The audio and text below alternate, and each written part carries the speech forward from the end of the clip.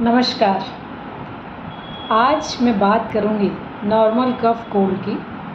अगर आपको खांसी ज़ुकाम यूजुअली रहता है तो नींबू पानी या बहुत ज़्यादा शिकंजवी, कोल्ड ड्रिंक्स, फ्रिज का ठंडा पानी, दही लस्सी, चिल्ड कोल्ड ड्रिंक्स, आइसक्रीम्स, ये सब चीज़ें आप ना लीजिए।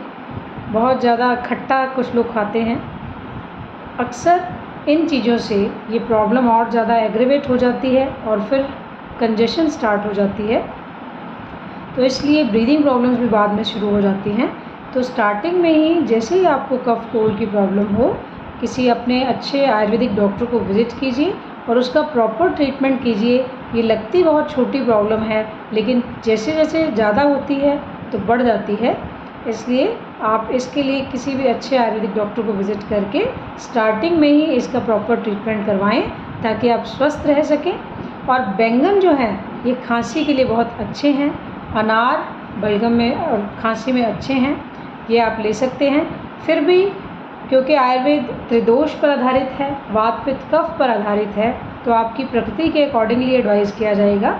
तो इसलिए बेटर है कि आप डॉक्टर को विज़िट कर ट्रीटमेंट लें। धन्यवाद।